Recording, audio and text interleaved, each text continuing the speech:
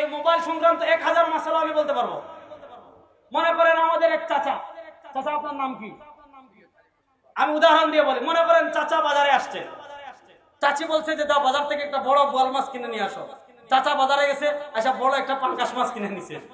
চাচি রাগারাগি করছে চাচার সাথে, চাচা গেছে তালিমপুর আদর্শনগর গিয়ে চাচিরে মোবাইলে হোয়াটসঅ্যাপে একটা মেসেজ দিয়েছে যে তুমি আজকে আমার সাথে খারাপ ব্যবহার করেছো, তোমাকে আমি তালাক দিলাম।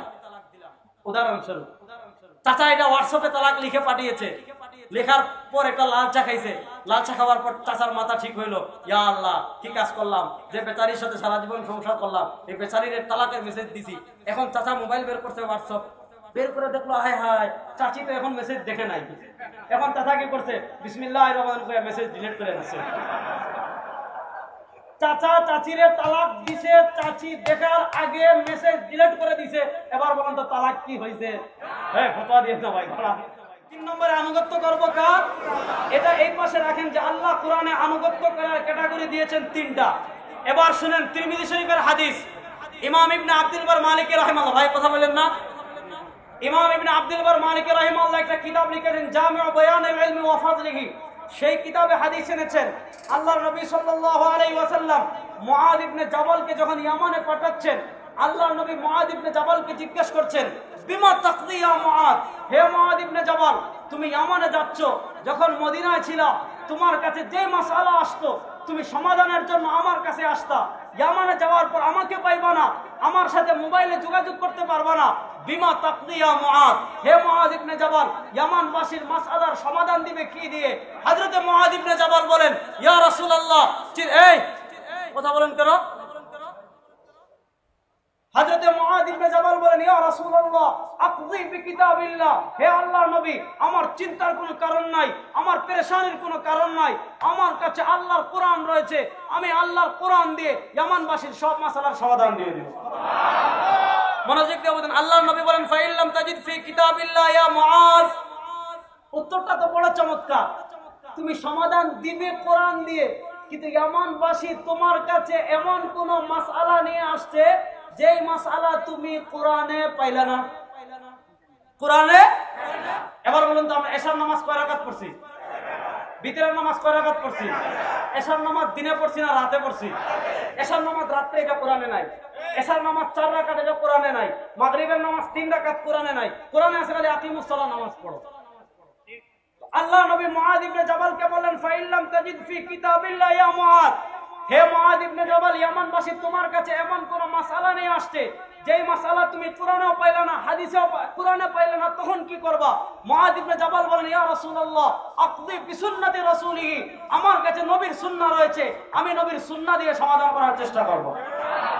তাহলে মুআয ইবনে জাবাল বলেন 1 নম্বর সমাধান দিব কি দিয়ে? আল্লাহ 1 নম্বরে আনুগত্য করার কথা বলেছেন কার? মিলতেছে তো? মুআয ইবনে জাবাল 2 নম্বরে বললেন সমাধান দিব কি দিয়ে? মুআয ইবনে জাবাল বললেন আল্লাহ 2 নম্বরে আনুগত্য করার কথা বললেন কার? এবার মনোযোগ দিয়ে বলেন, আল্লাহর নবী মুআয ইবনে জাবালকে 3 নম্বর প্রশ্ন করলেন, আচ্ছা কোরআনে পাইলে কোরআন দ্বারা দিলা, কোরআনে না পাইলে হাদিসে পাইলে হাদিস দ্বারা দিলা, ফাইন লাম তাজিদ ফি কিতাবিল্লাহ ওয়ালা ফি সুন্নতি রাসূলিহি, ইয়ামানবাসী তোমার কাছে এমন মাসআলা নিয়ে আসছে যেই মাসআলা তুমি কোরআনেও পাইলা না, যেই মাসআলা তুমি হাদিসেও পাইলা না। এবার বলুন তো, যেই মাসআলা কোরআনেও পাইলা না, যেই মাসআলা হাদিসেও পাইলা না, এই মাসআলার সমাধান জানার দরকার আছে না নাই? এবার আমাদের যে সকল ভাইয়েরা বলেন মাযহাব মানি না, যে সকল ভাইয়েরা বলেন মাযহাব মানলে জাহান্নামে যাবেন, যে সকল ভাইয়েরা বলেন মাযহাব মানা হারাম, তাদেরকে বলবেন, ও ভাইয়া আমি 5 মিনিটের জন্য আহলে হাদিস, ঠিক আছে না? আমি 5 মিনিটের জন্য লা মাযহাবি, ঠিক আছে না? এখন আপনি যে ভাই মাযহাবকে তালাক দিলেন, ওই ভাইকে ওই প্রশ্ন করবেন যেই প্রশ্ন নবী করেছিলেন মুআয ইবনে জাবালকে। কি প্রশ্ন করবেন? ভাই তুমি আবু হানিফাকে তালাক দাও, শাফিঈকে তালাক দাও, মালিককে তালাক দাও, আহমদ ইবনে হাম্বলকে তালাক দাও, 4 মাযহাব তালাক দাও। এবার আমি তোমার কাছে প্রশ্ন করি, 1 নম্বর প্রশ্ন, এক ব্যক্তি মাগরিবের নামাজ এয়ারপোর্টে পড়েছে, মাগরিবের নামাজ এয়ারপোর্টে পড়ার পর বিমান রওনা হয়েছে, অনেক দূর পাকিস্তানের আকাশে যখন বিমান গিয়েছে, আধা ঘন্টা যাওয়ার পর 40 মিনিট যাওয়ার পর দেখলো বিমান এমন জায়গায় এসেছে এখানে সূর্য মাত্র অস্ত যাচ্ছে। এখন তার আবার নামাজ পড়া, মাগরিবের নামাজ পড়া লাগবে? এই ফতোয়া দেন না, এখন তার আবার মাগরিবের নামাজ পড়া লাগবে কি লাগবে না? ধরার ফতোয়া দিবেন না, আমি যেটা বুঝাতে যেটা বুঝেন। এবার আমার আহলে হাদিস ভাইরা বলেন, ভাই আমি আবু হানিফা তালাক, মালিক তালাক, শাফি তালাক, আহমদ ইবনে হাম্বল তালাক। শুধু যে ব্যক্তি ঢাকা এয়ারপোর্টে মাগরিবের নামাজ পড়ে পাকিস্তান যাওয়ার পর দেখছে মাগরিবের ওয়াক্ত মাত্র হয়েছে, তার মাগরিবের নামাজ পড়া লাগবে কিনা সহিহ হাদিস থেকে দেখাও। যদি তুমি সহিহ হাদিস থেকে দেখাইতে পারো, আমি কি হয়ে যাব? কথা বলেন না কেন? কিয়ামত পর্যন্ত কেউ এই মাসআলা দেখাতে পারবে? এই মাসআলা আপনি কোরআনে পাবেন? কোরআনে আছে? এই মাসআলা আপনি হাদিসে? মনোযোগ দিয়ে বুঝেন। আর এরকম হাজার মাসআলা আছে। এই মোবাইল সংক্রান্ত 1000 মাসআলা আমি বলতে পারবো। মনে করেন আমাদের এক চাচা, চাচা আপনার নাম কি? আমি উদাহরণ দিয়ে বলি, মনে করেন চাচা বাজারে আসছে, চাচি বলছে যে দাও বাজার থেকে একটা বড় বোয়াল মাছ কিনে নিয়ে আসো। চাচা বাজারে গেছে, আচ্ছা বড় একটা পাঙ্গাস মাছ কিনে নিছে। চাচির রাগারাগি করছে চাচার সাথে, চাচা গেছে তালিমপুর আদর্শনগর, গিয়ে চাচিরে মোবাইলে হোয়াটসঅ্যাপে একটা মেসেজ দিয়েছে যে তুমি আজকে আমার সাথে খারাপ ব্যবহার করেছো, তোমাকে আমি তালাক দিলাম। উদাহরণস্বরূপ চাচা এটা হোয়াটসঅ্যাপে তালাক লিখে পাঠিয়েছে। লেখার পর একটা লাল চা খাইছে, লাল চা খাওয়ার পর চাচার মাথা ঠিক হইলো, ইয়া আল্লাহ কি কাজ করলাম, যে বেচারির সাথে সারা জীবন সংসার করলাম, এই বেচারির তালাকের মেসেজ দিছি। এখন চাচা মোবাইল বের করছে, হোয়াটসঅ্যাপ বের করে দেখলো, হায় হায় চাচি তো এখন মেসেজ দেখে নাই। এখন চাচা কি করছে, বিসমিল্লাহির রহমানির রহিম মেসেজ ডিলিট করে দিচ্ছে। চাচা চাচিরে তালাক দিছে, চাচি দেখার আগে মেসেজ ডিলিট করে দিছে। এবার বলেন তো তালাক কি হয়েছে? ফতোয়া দিয়ে না ভাই। এবার আপনি যদি বলেন তালাক হয়েছে, আমি মাযহাব পড়ি না, হাদিস থেকে দেখান। আর যদি বলেন তালাক হয় না, আমি বলবো হাদিস থেকে দেখান। আমি কোনো ইমাম মানি না। এবার বলেন তো এই মাসালার সমাধান জানার দরকার আছে না নাই? আরো আপডেট মাসালা বলি, আপনাদের এই এলাকায় বিকাশের দোকান আছে নি? বিকাশে যদি আপনি 1000 টাকা বিকাশ করেন, কত টাকা বেশি দেন? 20 টাকা বেশি দেওয়া জায়েজ? খালি ফতোয়া দেন না। আমি বলতেছি যদি বলেন জায়েজ, আমি বলবো হাদিস থেকে দেখান। যদি বলেন না জায়েজ, আমি বলবো হাদিস থেকে দেখান। ব্যাংকে টাকা ডিপোজিট করা জায়েজ কিনা? যদি বলেন জায়েজ, আমি বলবো হাদিস থেকে দেখান। যদি বলেন না জায়েজ, আমি বলবো হাদিস থেকে দেখান। ব্যাংকে ডিপোজিট করে লভ্যাংশ দেওয়া জায়েজ কিনা? যদি বলেন জায়েজ, আমি বলবো হাদিস থেকে দেখান। যদি বলেন না জায়েজ, আমি বলবো হাদিস থেকে দেখান। ইমাম সাহেব নিচতলায়, আমি 2 তলায় দাঁড়াইছি, নিচতলায় এখনো জায়গা খালি, আমি 2 তলায় জামাতে শরীক হলে আমার নামাজ হবে কিনা? যদি বলবেন হবে, আমি বলবো হাদিস থেকে দেখান। যদি বলেন হবে না, আমি বলবো হাদিস থেকে দেখান। আমি মোবাইলে বিয়ে করেছি, আমার বিয়ে হবে কিনা? যদি বলেন হবে, আমি বলবো হাদিস থেকে দেখান। যদি বলেন হবে না, আমি বলবো হাদিস থেকে দেখান। মোবাইলে আমার বউকে আমি তালাক দিয়েছি, তালাক হবে কিনা? যদি বলেন হবে, আমি বলবো হাদিস থেকে দেখান। যদি বলেন হবে না, আমি বলবো হাদিস থেকে দেখান। আমি একজনের মাধ্যমে কুরিয়ারে টাকা পাঠিয়েছি, কুরিয়ারে টাকা পাঠালে অতিরিক্ত 10 টাকা আমি বেশি দেই, দেওয়া জায়েজ কিনা? যদি বলেন জায়েজ, আমি বলবো হাদিস থেকে দেখান। যদি বলেন না জায়েজ, আমি বলবো হাদিস থেকে দেখান। অনলাইনে কোনো পণ্য আমি কিনতে পারবো কিনা?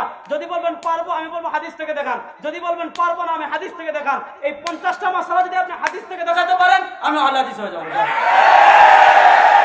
আর যদি এখন যদি আপনি দেখাতে না পারেন, তাহলে বলেন তো এই মাসালার সমাধান করার দরকার আছে না নাই? এটা বুঝে আপনি মাযহাব বুঝে গেছেন। এখন প্রশ্ন হলো, যেই মাসালা আমি কোরআনে পাইলাম, কোরআন মানলাম, কোরআনে পাইলাম না, হাদিসে পাইলাম, হাদিস মানলাম। যেই মাসালা আমি কোরআনেও পাইলাম না, হাদিসেও পাইলাম না, এই মাসালার ক্ষেত্রে আমি কি করব? তাই করব যা করেছেন নবীর সাহাবী মুআয ইবনে জাবাল। আল্লাহ নবীর সাহাবী মুআয ইবনে জাবালকে নবী প্রশ্ন করেন, ফাইল্লাম তাজিদ ফি কিতাবিল্লাহ ওয়ালা ফি সুন্নতি রাসূলিহি, হে মুআয ইবনে জাবাল, এমন মাসালা আসছে কোরআনেও পাইলা না, হাদিসেও পাইলা না, করব কি? আল্লাহ নবীর সাহাবী হযরত মুআয ইবনে জাবাল বলেন, ইয়া রাসূলুল্লাহ, চিন্তার কারণ নাই, পেরেশানির কারণ নাই, আজ তাহিদু বিরাই, আল্লাহ আমাকে বিবেক দিয়েছেন, আল্লাহ আমাকে জ্ঞান দিয়েছেন, আমার কাছে কোরআন আছে, আমার কাছে হাদিস আছে, আমি কোরআন সুন্নাহর রিসার্চ করে কোরআন সুন্নাহর আলোকে সমাধান দেব। এবার যেই মাসালা কোরআনে নাই, হাদিসেও নাই, এই মাসালায় সমাধান দিতে হয় কোরআন সুন্নাহর আলোকে রিসার্চ করে। এই যারা রিসার্চ করেন তাদেরকে বলে ফকিহ। বলেন, তাদেরকে বলে মুস্তাহিদ। যেই জিনিসটা রিসার্চ করেন এই জিনিসটার নাম ফিকহ। এই জিনিসটার নাম কি? আর এই ফিকহ মানাকে পরিভাষায় বলে মাযহাব মানা। তাহলে যারা বলে মাযহাব মানে, এরা আসলে মাযহাব বুঝে না। এরা আসলে কি মাযহাব? এরা আপনাকে প্রশ্ন করবে, ভাই কোরআন হাদিস বাদ দিয়ে মাযহাব মানেন কেন? হে বেটা, আমরা কি কোরআন হাদিস বাদ দিয়ে মাযহাব মানি না? যেই মাসালা কোরআন হাদিসে পাই না, ওই মাসালা কোরআন যে আমল করার জন্য মাযহাব মানি। আচ্ছা আমি আরো সহজ করে বলি, যারা বলেন মাযহাব মানা লাগবে না, একদম আমি 2 মিনিটে শেষ করতেছি। আচ্ছা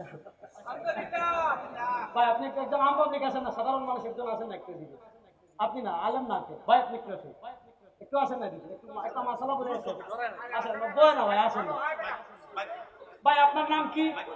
জসিমউদ্দিন। মনে করেন আপনি বসেন, বসে দাঁড়ান দাঁড়ান, বসেন না। মনে করেন আমাদের জসিম ভাই, মনে করেন উনি, আমি কিছু সময়ের জন্য ধরে নিলাম যে আমাদের এই ভাই আহলে হাদিস, কিছু সময়ের জন্য ধরে নিলাম উনি কাউকে ফলো করে না, কোনো মাযহাব মানে না, কাউকে অনুসরণ করে না, সরাসরি উনি কোরআন সুন্নাহ ফলো করে, ওনার মত অনুযায়ী মাযহাব মানা হারাম। ঠিক আছে, কিছু সময়ের জন্য ধরে নিলাম। এবার মনে করেন আমাদের ভাই, মনোযোগী মাসালাটা বুঝেন, জসিম ভাই আজকে ফজরের সময় মসজিদে আসছে, মসজিদে আইসা দেখছে ওরে বাবা রে কি গরম, সারা রাত লোডশেডিং ছিল, কারেন্টে ঘুমাইতে পারে নাই, ফজরের সময় কারেন্ট আসছে, আবার মসজিদে এসি। ইমাম সাহেব যখন আল্লাহু আকবার বলে সিজদাতে গেছেন, জসিম ভাই বিসমিল্লাহ আল্লাহু আকবার আল্লাহুম্মা বিসমিকা আমাদের বেলা ঘুমাইছে। হঠাৎ ঘুম ভাঙছে, ঘুম ভাঙে দেখে ইমাম সাহেব কবে সালাম ফিরাই চলে গেছে। এখন সে কোনো মতে নামাজটা শেষ করছে, সালাম ফিরানোর পর সন্দেহ লাগছে যে নামাজ, সালাম তো ফিরাইলাম, নামাজটা হইল কিনা, আমি তো ঘুমাই গেছিলাম। দৌড় দিয়া আমাদের জামিয়া তালিমিয়া খতিবুল উম্মার কাছে, মাওলানা হাফিজুর রহমান সিদ্দিক কুয়াকাটা হাফিজুল্লাহর কাছে গেছে যে হুজুর আমি তো ফজরের সময় ঘুমাইছিলাম, আমার নামাজ হয়েছে কিনা। হুজুর বলেন খবরদার, তাকলিদ করা হারাম, মাযহাব মানা হারাম। এই নাও ভাই বুখারী শরীফ, বসেন দাঁড়ান, এই নেন বুখারী শরীফ, এই নেন মুসলিম শরীফ, এই নেন তিরমিজি শরীফ, এই নেন নাসাই শরীফ, এই নেন আবু দাউদ শরীফ, এই নেন ইবনে মাজাহ, এই নেন মুয়াত্তা মালিক, এই নেন মুহাম্মদ, এই নেন মুয়াত্তা মুহাম্মদ, এই নেন শরহ মাআনিল আসার, এই নেন শরহ মুশকিলিল আসার, এই নেন কিতাবুল হুজ্জাহ আল মদিনা, এই নেন কিতাবুর রদ আলা সিরাল আওজাই, এই নেন কিতাবুল আসার, এই নেন মুসনাদ আহমদ, এই নেন মুসনাদ ইমাম আল আযম, এই নেন মুসনাদ আবু দাউদ তায়ালিসি, এই নেন মুসনাদ বাগদাদ, এই নেন মুসন্নাফ ইবনে আবি শায়বা, এই নেন মুসন্নাফ আব্দুর রাজ্জাক। হাদিসের 50টা কিতাব আমি তাকে দিয়ে বললাম মাযহাব মানা হারাম, তাকলিদ করা শিরক, কোনো ব্যক্তিকে মানা যাবে না, তুমি কোরআন সুন্নাহ রিসার্চ করে মানতে হবে। হাদিসের 50টা কিতাব দিলাম, তুমি নিজে গবেষণা করে বের করে ফেলো। ভাই আপনি পারবেন? জোরে বলেন, এদিকে ফিরে বলেন, আপনি পারবেন? এখানে কে পারবেন হাত তুলেন, যেই পারবেন আজ থেকে আমি তার খাদেম। এখানে যেই মাসালা আসুক, আপনি নিজে কোরআন সুন্নাহ রিসার্চ করে গবেষণা করে সব মাসালা আমি নিজে বের করতে পারবো। কে কে পারবেন হাত তুলেন? আমরা একজনে পারবো? আমরা আগে বলছি আমাদের সবার কোরআন সুন্নাহ অনুযায়ী আমল করার দরকার আছে না নাই? আমরা কোরআন সুন্নাহ, আমরা নিজে কোরআন সুন্নাহ রিসার্চ করে বের করতে পারবো? যারা আমরা কোরআন সুন্নাহ রিসার্চ করে বের করতে পারবো না, আমরা কোরআন সুন্নাহ অনুযায়ী আমল করব কিভাবে? ইমাম ইবনে রাজব হাম্বলি 795 তে ওফাত ইন্তেকাল করেছেন, আজ থেকে 700 বছর আগে কিতাব লিখেছেন আর রদ্দ আলা মান ইত্তাবা গায়রাল মাযাহিবিল আরবা। যারা আজকে মাযহাব খুঁজে পাও না, মাযহাবরে বলো শিরক, বলো মাযহাব নাই। আমি বলি তুমি আর রদ্দ আলা মান ইত্তাবা গায়রাল মাযাহিবিল আরবা পড়ো। আমি বলি তুমি ইমাম যাহাবীর সিয়ার ওয়া আলামিন নুবালা পড়ো। আমি বলি তোমাকে ইমাম আলী ইবনে আল মাদাইনির কিতাবুল ইলম ওয়া মারিফাতুর রিজাল পড়ো। যারা কোরআন সুন্নাহর গভীর জ্ঞান রাখে না, তারা কোরআন সুন্নাহ অনুযায়ী আমল করবে, যারা কোরআন সুন্নাহর গভীর জ্ঞান রাখে তাদেরকে মাধ্যম বানিয়ে। এই যে আমি গভীর জ্ঞান রাখলাম না, আমি কোরআন সুন্নাহ অনুযায়ী আমল করার জন্য মুজতাহিদ ইমামদেরকে মাধ্যম বানালাম, এই মাধ্যমটাকে আরবিতে বলে মাযহাব। এই মাধ্যমটাকে আরবিতে কি বলে? এবার একটা কুইজ দিয়ে যায়, যদি কেউ আপনারা প্রশ্ন করে বর্তমান পৃথিবীর সবচেয়ে বড় মিথ্যা কথা কোনটা, বুঝেন নাই? বর্তমান পৃথিবীর সবচেয়ে বড় মিথ্যা কথা হলো যে আমি মাযহাব মানি না। দেখেন যারা বলে মাযহাব মানি না, তারা মাযহাব মানে আমাদের আরো বেশি। প্রশ্ন করবেন কিভাবে? আমরা মুজতাহিদ না, এজন্য আমরা কোরআন সুন্নাহ অনুযায়ী আমল করার জন্য মাধ্যম বানাইলাম ইমাম আযম আবু হানিফাকে। আর যারা বলে আমরা মাযহাব মানি না, তারা কোরআন সুন্নাহ অনুযায়ী আমল করার জন্য মাধ্যম বানাইলো আব্দুর রাজ্জাক বিন ইউসুফের লেকচার। তারা কোরআন সুন্নাহ অনুযায়ী আমল করার জন্য মাধ্যম বানাইলো মুজাফফর বিন মুহসিনের জাল হাদিসের কবরে রাসূলুল্লাহ সাল্লাল্লাহু আলাইহি ওয়াসাল্লাম। তুমি কোরআন সুন্নাহ অনুযায়ী আমল করার জন্য আব্দুর রাজ্জাক বিন ইউসুফ যে ফাতিহা পড়তে পারে না কেন? আব্দুর রাজ্জাক বিন ইউসুফের মাধ্যম বানালে তুমি জান্নাতি। আর আমি ইমাম আযম আবু হানিফা, যার ভবিষ্যৎবাণী করে গিয়েছেন আল্লাহর নবী। একদিন সালমান ফার্সি আল্লাহ নবীর কাছে এসেছেন, আল্লাহ নবী সালমান ফার্সির পিঠে হাত দিয়ে বলেন, আমার উম্মতেরা শোনো, লাউ কানাল ইলমু ফিস সুরাইয়া, ইলম যদি কখনো সুরাইয়া তারকায় চলে যায়, লানালাহু রাজুলুম মিন আবনায়ে ফারস, সালমান ফার্সির বংশধরে আল্লাহ এমন এক আলেম পৃথিবীতে পাঠাবেন, ইউখাযু মিনহু, একদম সুরাইয়া তারকা থেকে পৃথিবীতে আবার ইলম নিয়ে আসবে। মুহাদ্দিসিনে কেরাম বলেন সালমান ফার্সির বংশধরে হযরত ইমাম আযম আবু হানিফা থেকে বড় কোনো আলেম ছিল? এইজন্য আল্লাহ এই হাদিস দ্বারা ইমাম আযম আবু হানিফার ভবিষ্যৎবাণী করে গিয়েছেন, তোমরা তাকলিদকে হারাম বলো, মাযহাবকে হারাম বলো, আল্লাহ তোমাদের কপালে এই ধরনের গন্ড মূর্খদের তাকলিদ লিখে দিয়েছে। আমরা তাকলিদ করে ইমামে আযম আবু হানিফা, আর তোমরা তাকলিদ করো আব্দুর রাজ্জাক বিন ইউসুফের, তোমরা তাকলিদ করো মুজাফফর বিন মুহসিনের, তোমরা নামাজ শিখো আব্দুর রাজ্জাক বিন ইউসুফের লেকচার শুনে। মাধ্যম বানাইলা কারে? কথা বুঝাইতে পারে নাই তো। আল্লাহ যেন এই সমস্ত জাহিলদের জাহালত থেকে সাধারণ মুসলমানদের ইমানকে হেফাজত করে সবার নামে। যেহেতু আপনাদের এলাকাটা ফিতনা কবলিত এলাকা, আমি আবার বলে যাই, যদি কেউ আমাদের নামাজকে জাল বলেন, তাকলিদ সংক্রান্ত বিষয় বুঝতে চান, জনসাধারণের ভিতর ফিতনা তৈরি করবেন না। এই আদর্শনগর ফতুল্লার ভিতর যেই জায়গায় যখন বসতে চান বসতে রাজি আছি তো ইনশাআল্লাহ। কেউ লাগবে না, আমি একা বসবো ইনশাআল্লাহ। সুবহানাকাল্লাহুম্মা বিহামদিকা আশহাদু আল্লা ইলাহা ইল্লা আনতা আস্তাগফিরুকা ওয়া আতুবু ইলাইক। আসসালামু আলাইকুম ওয়া রাহমাতুল্লাহ। আলহামদুলিল্লাহ, অত্যন্ত গুরুত্বপূর্ণ